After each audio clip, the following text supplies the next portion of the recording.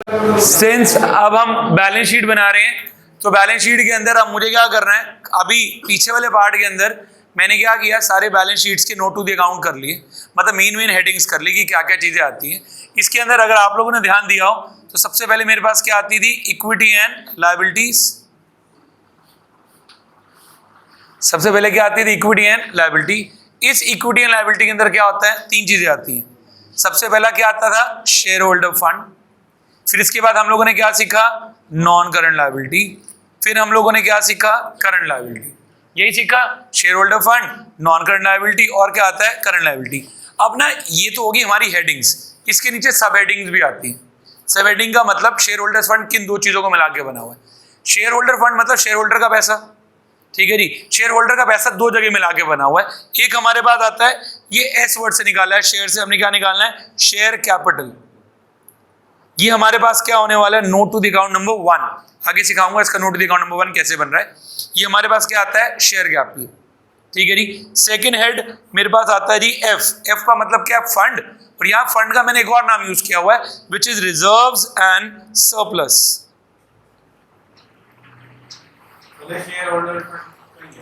Share holder fund के अंदर दो आइटम आएंगी, एक क्या आएगा, शेयर कैपिटल, दूसरा क्या आ जाएगा, रिजर्व्स एंड सरप्लस, ठीक है जी। आगे चलता हूं, नेक्स्ट मेरे पास क्या आएगा, नॉन करंट लायबिलिटी। ऐसी लायबिलिटी जो 12 महीने से ज्यादा चलेंगी, ये भी दो आएंगी, मेनली दो आती हैं। वो पैसा जो मैंने उधार मांगा हुआ है, तो इसके अंदर आएगा मेरे पास लॉन्ग टर्म बोरिंग्स, इसको मैं बोलता हूं note to the account number 3, या इसको मैं बोलता हूं LTB, इजी वर्ड एब्रीविएशंस। और सेकंड आ जाएगा मेरे पास LTP, where P stands for long term provisions।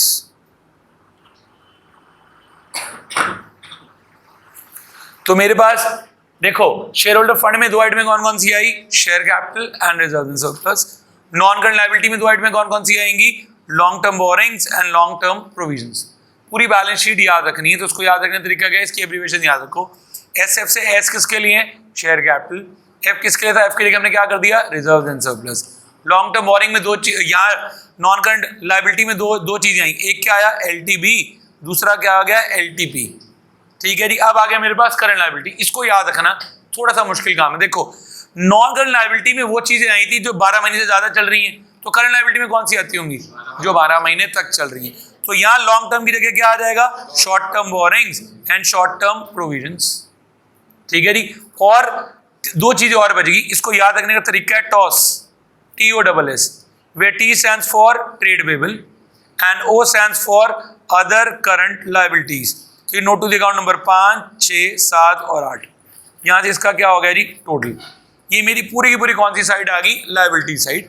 Liability के अंदर अब मैंने क्या डाला, करंट लायबिलिटी। करंट लायबिलिटी को याद रखें क्या तरीका था, टॉस। T किसके लिए था, trade payable.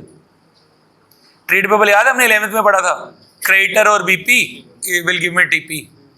Other current liabilities, फिर शॉर्ट टर्म, ऊपर क्या आया था, लॉन्ग टर्म बोरिंग, इधर क्या आ जाएगा, शॉर्ट टर्म बोरिंग। उधर क्या आया था, लॉन्ग टर्म प्रोविजंस, इधर क्या आ जाएगा, शॉर्ट टर्म प्रोविजंस, ठीक है जी। ये मेरी पूरी पूरी लायबिलिटी साइड होगी, एक बार लर्न करके दो। So this is our asset side. Asset side में क्या होगा, जैसे मैंने लायबिलिटी साइड में तीन चीज़ों को डिवाइड किया, share holder fund, non current liability, current liability. यहाँ पे हमारे पास दो ही चीज़ें मेन डिवाइडेड है। सबसे पहला क्या आता है, नॉन करंट असेट, और फिर मेरे पास क्या आ जाती है, करंट असेट, ठीक है जी। नॉन करंट असेट्स में उनको बोलते हैं जो 12 महीने से ज़्यादा चलती हैं, ठीक है जी। यहाँ पर सबसे पहली चीज़ आती है मेरे पास फिक्स असेट्स। ये हमने 11th में पढ़ी थी, जो अपनी जगह के ऊपर क्या है जी, फिक्स, उसे हम लोग क्या बोल देते हैं, फिक्स असेट्स, ठीक है जी। इसमें दो चीज़ें और आ जाती हैं, टेंजिबल असेट्स और इनटेंजिबल असेट्स। टेंजिबल असेट्स कौन सी थी, which can be seen and touch, और intangible which can not be seen and can not be touch, ठीक है जी। फिर आ गया मेरे पास एक और, फिक्स असेट्स के बाद एक और आ जाते हैं यहाँ पे नॉन करंट इन्वेस्टमेंट्स। ऐसी इन्वेस्टमेंट जो 12 महीने से ज़्यादा चल जाती है, उसे क्या बोल देते हैं, नॉन करंट इन्वेस्टमेंट में। यहाँ पर सारा वही सामान आएगा जो 12 महीने से ज़्यादा चलता है, ठीक है जी। नॉन करंट इन्वेस्टमेंट्स, जो पैसा है मैंने इन्वेस्ट किया हुआ है, अगर मैं अपने बिजनेस में पैसा लगाता हूँ उसको क्या बोलता हूँ, कैपिटल, या उसको क्या बोलता हूँ, इक्विटी। अगर मैं किसी और के बिजनेस में पैसा लगाता हूँ उसे क्या बोलते हैं, इन्वेस्टमेंट। और वो अगर 12 महीने से ज़्यादा चल रही है तो उसे क्या बोल देते हैं, नॉन करंट इन्वेस्टमेंट्स। ठीक है जी। अब करंट एसेट्स को याद रखना मुश्किल है। करंट लायबिलिटीज को याद रखने का तरीका क्या था? टॉस। यह आता है हमारे पास टिस्को, डिस्को का भाई, टिस्को। एक से बता रहा हूँ जी, यहाँ पे हमारे पास T स्टैंड्स फॉर, वहाँ पे एक मिनट ध्यान आराम से सुनना, वहाँ पे T किसके लिए था? Trade payable. वहाँ पैसे देने, यहाँ पैसे लेने, तो यहाँ पे T किसके लिए आ जाएगा? Trade receivables. ठीक है जी। आगे सुनो जी, I किसके लिए? इन्वेंट्री। स्टॉक का नाम बदल के कंपनी एक्ट में क्या रख दिया गया है? इन्वेंट्री, नाम बदल लिया बस। ठीक है जी। और S stands for short term loans and advances. ये दोबारा दिक्कत वाला काम है यार। अभी तक हम लोग लोन तो लायबिलिटी में डालते थे, ठीक है जी, बट ये बैलेंस शीट है। अगर बैलेंस शीट के अंदर, कंपनी एक्ट के अंदर स्पेशली, अगर बोरिंग लिखी है, it will be treated as liability. Loan दिया हुआ है तो वो क्या माना जाएगा? असेट। एंड एडवांसेस मतलब मैंने लोन आगे दिया हुआ है, तो इस वजह से क्या आ जाएगा? Loans and advances. अगला C, देखो ऊपर ये किसके लिए आया था? Non current investments. ये किसके लिए आ जाएगा? Current investments. ऐसी इन्वेस्टमेंट जो कितने महीने तक चलेंगी? 12 महीने तक, जो बिल्कुल कैश के वे में अवेलेबल है।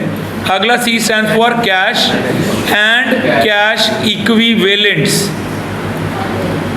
कैश और कैश के बराबर का सामान। कईयों को लगता है कैश एंड कैश इक्विवेले, ये वेले नहीं है, ये कैश इक्विवेलेंट्स है।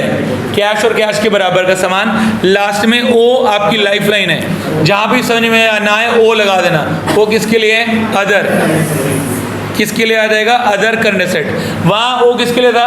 Other current liability. यहाँ O किसके लिए आएगा? Other current assets. एक मिनट जा भाई, वहाँ तक मेरे नोट टू द अकाउंट कितने पूरे हुए थे? 9, 8। ये आ जाएगा 9, 10, 11, 12, 13, 14, 15, 16, ये 16 और ये 17। Total 17 notes to the accounts हैं जो पूरे हमारे सिलेबस में ही आएंगे। इसको याद रखने का तरीका क्या है? टिस्को, और उसके लिए क्या था? टॉस। ठीक है जी। ये मेरी पूरी क्या आ गई जी? Asset side.